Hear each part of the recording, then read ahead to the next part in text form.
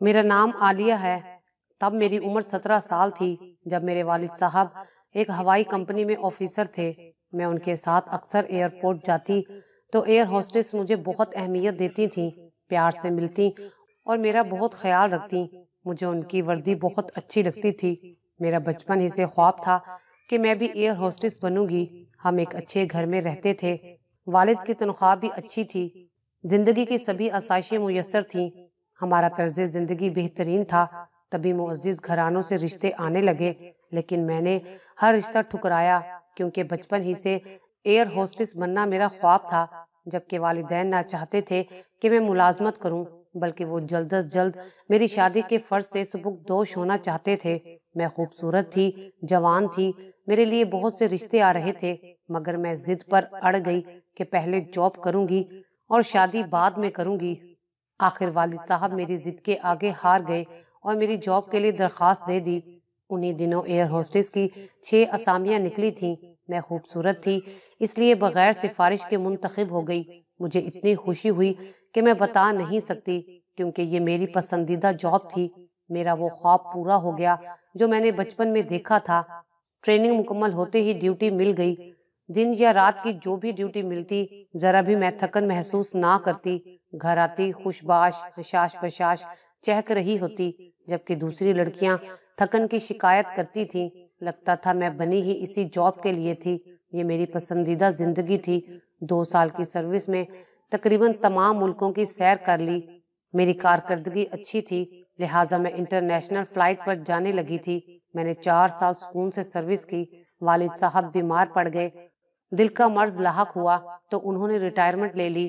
اب انہیں بچوں کو ان کے گھر کا کرنے کی فکر ستانے لگی۔ وہ اصرار کرنے لگے کہ پہلے میں شادی کے لیے سنجیدہ ہو جاؤں، مگر مجھے تو ملازمت میں مزہ آ رہا تھا۔ ابھی میں شادی کے بندھن میں نہیں بندھنا چاہتی تھی۔ میں نے کہہ دیا کہ آپ پہلے میری دونوں چھوٹی بہنوں کی شادی کر دیں، میں بعد میں دیکھ بھال کر خود اپنی زندگی کا ساتھی منتخب کروں گی۔ میں بغیر دیکھے بھالے کسی اجنبی سے شادی نہیں کرنا چاہتی تھی۔ جو لڑکی ملکوں ملکوں گھومتی ہو، رات دن کی ڈیوٹی کرتی ہو، گھر سے باہر رہتی ہو، اس میں اعتماد اتنا آ جاتا ہے کہ وہ والدین سے اپنے مستقبل کے بارے میں بات کر سکتی ہے۔ میں سمجھتی تھی کہ یہ میرا حق بھی بنتا تھا۔ والدین کو میں نے دلائل دے کر قائل کر لیا اور وہ خاموش ہو گئے اور چھوٹی بہنوں کی شادی کی تیاریاں کرنے لگے۔ 2 سال اور گزر گئے۔ اب میری شادی کی عمر آگے کو سرک رہی تھی۔ خود مجھے بھی فکر ہوئی، ایسا نہ ہو کہ وقت نکل جائے اور پھر مجھے کسی زیادہ عمر کے یا بال بچوں والے سے ناتا جوڑنا پڑے۔ میں اپنی پسند سے شادی کر سکتی تھی، لیکن مشکل یہ تھی کہ ابھی تک مجھے اپنے معیار کا لڑکا نہیں ملا تھا۔ دل ایک ایسے ساتھی کی تلاش میں تھا جو مجھ پر اعتماد کرتا ہو، میری کچھ شرائط مانے، مجھے ملازمت سے منع نہ کرے، بلکہ اتنی آزادی دے جتنی اب حاصل تھی۔ ایک روز فلائٹ کے دوران ایک نوجوان سے ملاقات ہو گئی جس کی شخصیت نے مجھے مسحور کر دیا۔ وہ مجھے اچھا لگا اور میں اس کو بھا گئی۔ اس نے میرا فون نمبر اور پتہ مانگا۔ میں نے بلا تعامل اسے اپنا نمبر دے دیا۔ ہماری چند ملاقاتیں ہوئیں، پہلے دوستی اور پھر بات محبت تک آ گئی۔ وہ میری دونوں شرائط ماننے کے لیے تیار تھا۔ پہلی یہ کہ میں شادی کے بعد جب تک چاہوں گی جاب کروں گی، اور دوسری یہ کہ میں شادی کے بعد اولاد پیدا نہیں کروں گی، جب میرا دل چاہے گا تب پیدا کروں گی۔ اس کا نام فراز تھا۔ فراز اور میں نے شادی کا فیصلہ کر لیا۔ پہلے فراز نے مجھے اپنی والدہ سے ملوایا۔ جب انہوں نے مجھے پسند کر کے رضامندی دے دی تو میں ایک روز فراز کو گھر لے گئی، والدین سے ملوایا۔ فراز میں کیا کمی تھی کہ وہ اسے ناپسند کرتے؟ وہ انجینئر تھا، خوش شکل اور جوان تھا۔ والد صاحب نے ان سے گفتگو کی، ان کو فراز کو داماد بنانے میں کچھ مسئلہ نہ لگا، یوں انہوں نے میری پسند پر رضامندی دے دی۔ میں بہت خوش ہوئی کیونکہ فراز میں بے حد کشش تھی۔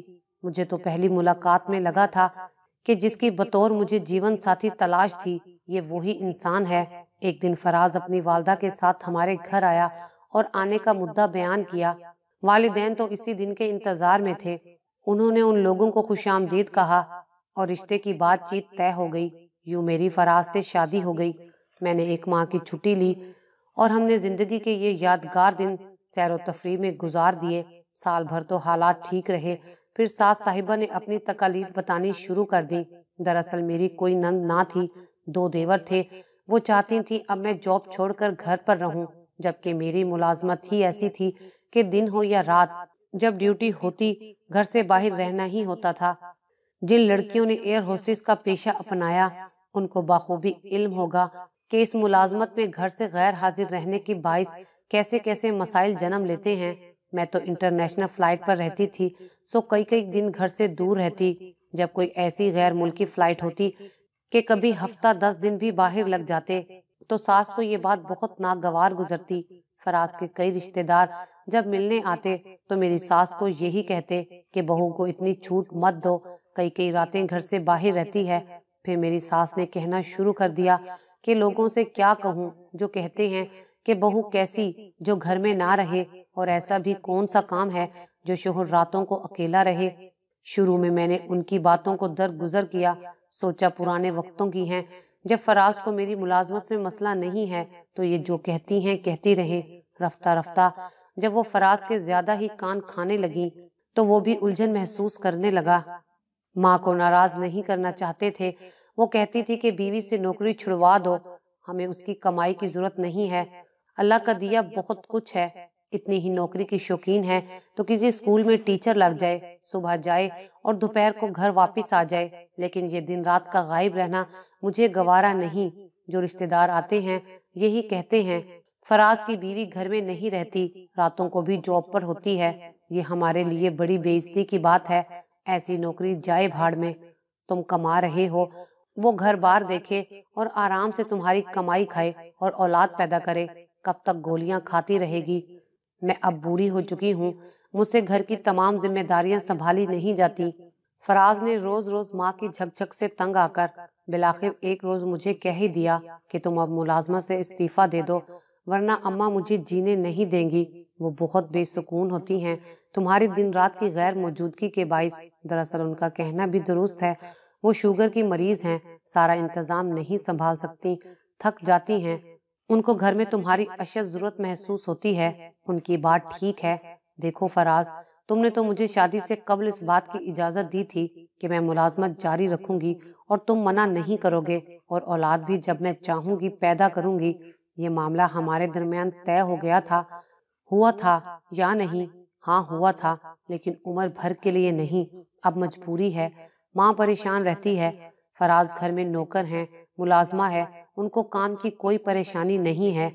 میری آپ سے یہ بات شادی سے پہلے کی طے ہو چکی ہے کہ ملازمت نہیں چھوڑوں گی، اور آپ نے منظور کر لیا تھا۔ آپ یہ بھی جانتے تھے کہ اس ملازمت کی نوعیت ایسی ہے کہ مجھے گھر سے بھی دن رات باہر رہنا پڑتا ہے۔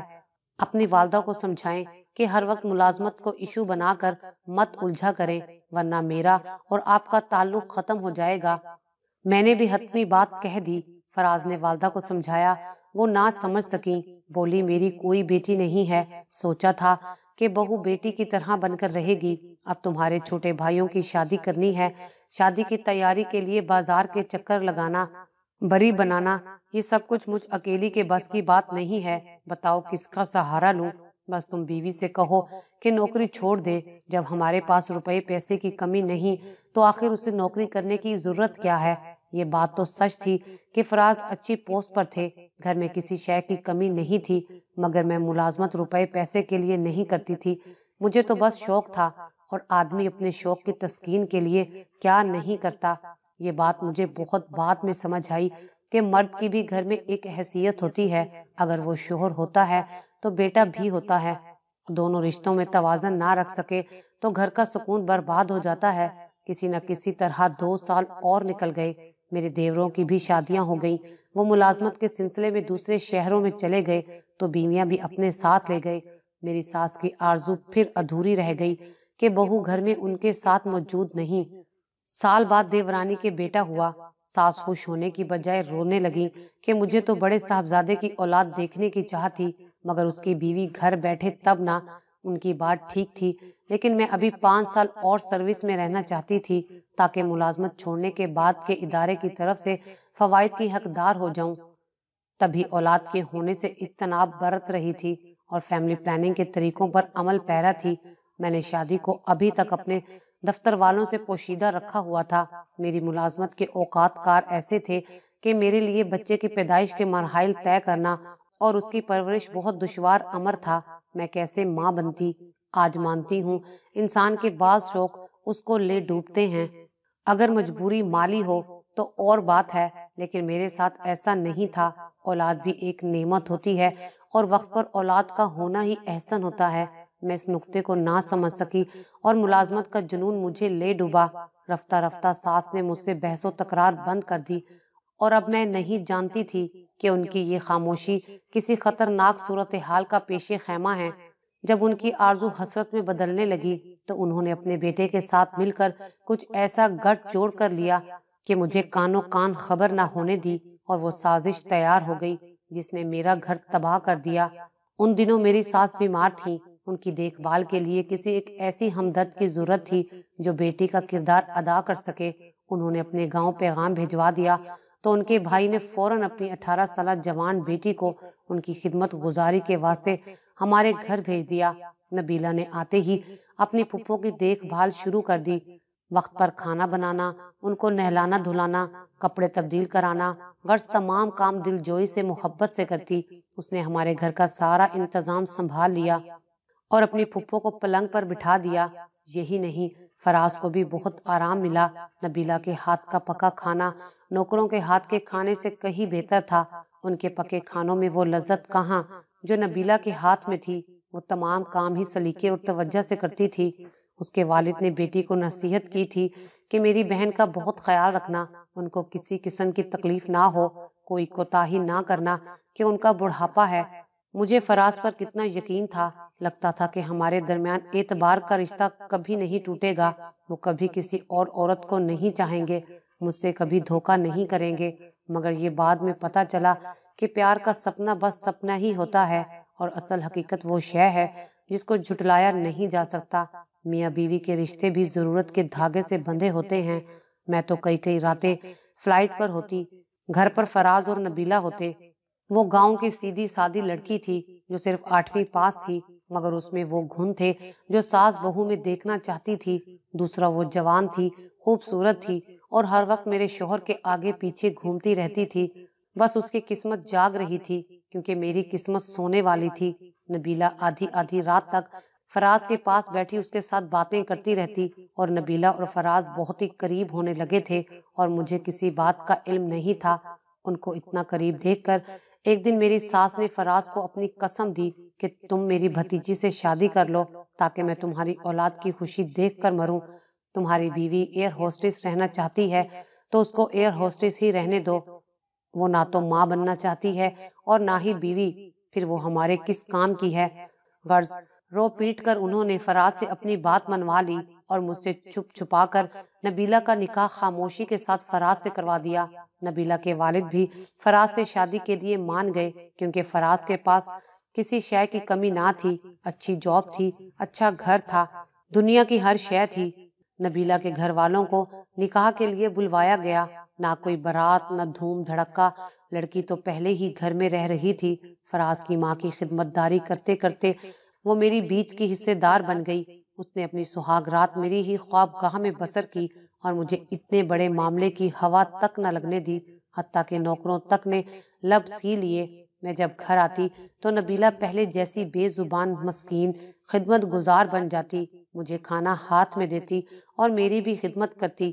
میرے سامنے فراز یہ ظاہر نہ ہونے دیتے کہ ان کا نبیلہ سے کوئی تعلق ہے، وہ بھی ان سے دور دور رہتی۔ غرض جس طرح اس کو میری ساس نے سمجھایا تھا وہ ویسے ہی کرتی۔ دن گزرتے گئے، ایک بار میں گھر آئی تو یہ دیکھ کر حیران رہ گئی کہ نبیلہ کا پیٹ باہر نکلا ہوا تھا جیسے وہ 6 یا 7 ماہ کی حاملہ ہو، اور وہ میرے کمرے میں سوئی ہوئی تھی جبکہ فراز گھر پر موجود نہیں تھے۔ جب سے نبیلہ آئی تھی میری ساس کا رویہ بھی میرے ساتھ کافی بہتر ہو گیا تھا۔ میں سوچ میں پڑ گئی تھی کہ کنواری لڑکی کا پیٹ اتنا کیسے بڑھ گیا، اور دوسرا مجھے اس بات کا غصہ تھا کہ وہ میرے کمرے میں میرے بیڈ پر کیوں سوئی ہوئی تھی۔ جب میں نے اس بات کا ذکر اپنی ساس سے کیا تو وہ کہنے لگی، نبیلہ کو پیٹ کی ایک بیماری لگ گئی ہے جس میں عورت کا پیٹ بڑھ جاتا ہے، کنواری عورت بھی ایسے لگتی ہے جیسے حاملہ ہو۔ خیر ان کی بات سن کر میں مطمئن ہو گئی۔ میں ایک ہفتہ گھر رہی مگر اس بار فراز اپنے کسی کام میں مصروف تھے اور رات کو لیٹ گھر آتے اور صبح جلدی چلے جاتے۔ اس وجہ سے میں ان سے ٹھیک سے بات بھی نہ کر پائی۔ طبیعت خراب ہونے کی وجہ سے نبیلہ بھی سارا دن سوتی رہتی اور گھر کا کام پہلے کی طرح ملازم کرتے تھے۔ خیر، ایک ہفتے بعد میں واپس چلی گئی، مگر جب اگلی بار آئی تو نبیلہ کی حالت ایسی تھی جیسے 9 ماہ کی حاملہ عورت ہوتی ہے۔ اس بار میں کام کے سلسلے میں اتنی بزی تھی کہ 2 ماہ بعد گھر آئی تھی، اور میں یہ دیکھ کر حیران رہ گئی کہ نبیلہ 9 ماہ کی حاملہ عورت جیسی لگ رہی تھی۔ اب کی بار مجھے پکا یقین ہو گیا تھا کہ میرے پیچھے ضرور کچھ غلط ہو رہا ہے۔ پھر اچانک ایک راز کھلا کہ نبیلہ ایک بچے کی ماں بننے والی ہے، اور یہ بچہ کسی اور کا نہیں بلکہ میرے شوہر فراز کا ہے، اور نبیلہ اس کی بیوی بن کر میری جگہ لے چکی ہے۔ ظاہر ہے کہ اب اس راز کو کیسے پوشیدہ رکھا جا سکتا تھا۔ جب یہ خبر ساس نے مجھے سنائی تو میرے حواس جاتے رہے۔ پہلے تو دل چاہا کہ ہر کسی کو شوٹ کر دوں، پھر دل چاہا کہ خود ہی خودکشی کر لوں۔ یہ دونوں کام ہی ناممکن تھے۔ رونے سے توہین کا احساس اور بڑھ گیا۔ کچھ سمجھ نہ آیا تو بیگ میں چند کپڑے ڈالے اور ایک سہیلی کے گھر چلی گئی۔ میرے بہت رونے کے بعد اس نے سمجھایا کہ اب میں اس صدمے کو حوصلے سے برداشت کروں، کیونکہ سارا قصور میرا ہی تھا۔ روبینہ میری دوست نے مجھے سمجھایا، عالیہ دیکھو، مرد شادی کرتا ہے تو گھر آباد کرنے کے لیے، اپنے سکھ کے لیے اور نسل آگے بڑھانے کے لیے۔ تم نے فراز کو کون سا سکھ دیا ہے؟ تمہیں تو اپنی نوکری کی فکر تھی، یہاں تک کہ فراز کو تمہاری ضرورت ہی نہ رہی، اور اب تمہاری عمر 35 سال ہو چکی ہے۔ اولاد نہ ہونے کے لیے گولیاں کھا کھا کر اپنی صحت تباہ کر چکی ہو۔